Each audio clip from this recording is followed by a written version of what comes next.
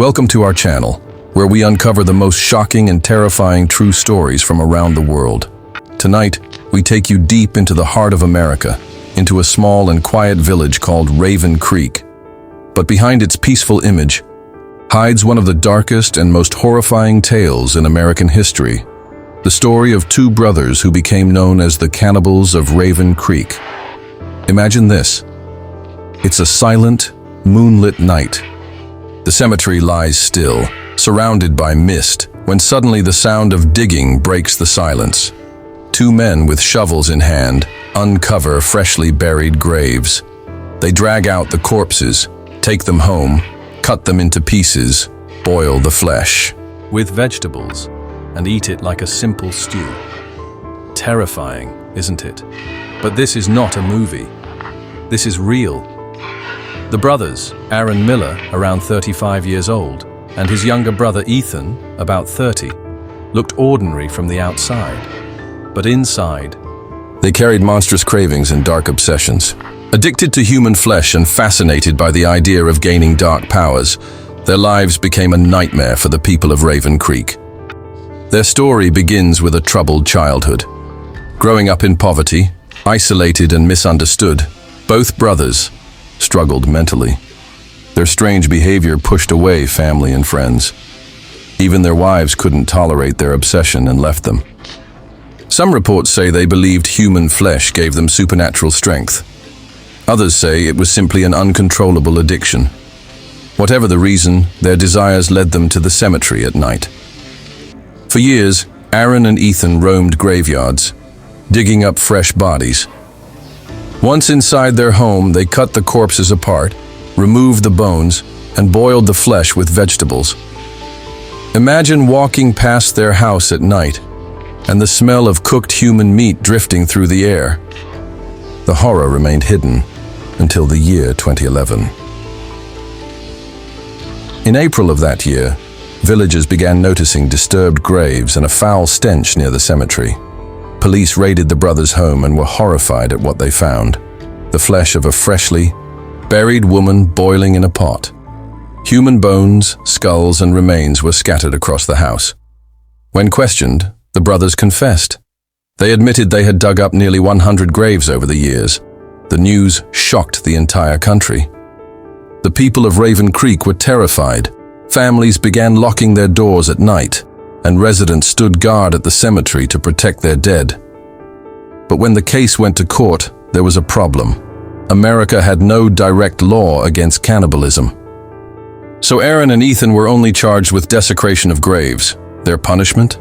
Just 2 years in prison. The sentence was light, and the public was outraged. The media gave them a name that would never be forgotten: the Cannibal Brothers of Raven Creek. But the horror didn't end there. In 2013, the brothers were released. They promised to change, to live normal lives.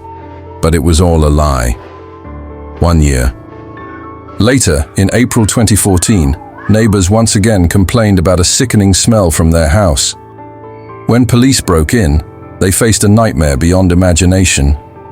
The severed skull of a small child, only 3 years old, lay in the house. The child's body had been stolen from a fresh grave, and once again, a pot of stew with human flesh was found cooking on the stove. The brothers confessed again. This time, they admitted they had desecrated over 150 graves. Some reports even claimed as many as 300. The country erupted in shock and anger. Headlines screamed, "Cannibals return to Raven Creek."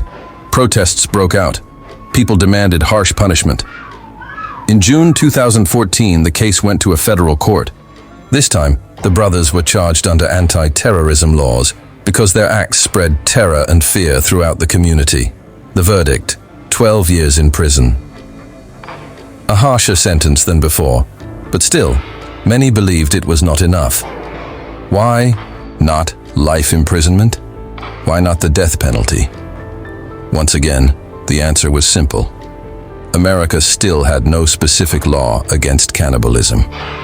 Psychologists later explained that Aaron and Ethan suffered from severe mental illness. They described human flesh as an addiction, something they could not resist. Others suggested they believed in black magic rituals, thinking cannibalism gave them supernatural powers. Whatever the truth, their actions scarred the town of Raven Creek forever. Even today, years later, people still whisper about their crimes. Parents warn children not to go near the cemetery at night. Families lock their doors tighter when darkness falls. As of now, their 12-year prison term means they should remain locked up until 2026. But whispers of parole and early release continue to haunt the people of Raven Creek. The very thought of the Cannibal brothers walking free again is enough to make anyone shiver. This story is more than just a tale of horror. It's a warning. Sometimes the monsters we fear aren't hiding in haunted houses or dark forests. Sometimes they are living right next door. So what do you think? Should cannibalism have its own strict law in every country? And if the brothers are released, do you believe they'll change or repeat their crimes again? Share your thoughts in the comments below, because this story is far from over. And don't forget to like, subscribe, and hit the bell icon so you never miss more terrifying true stories from around the world.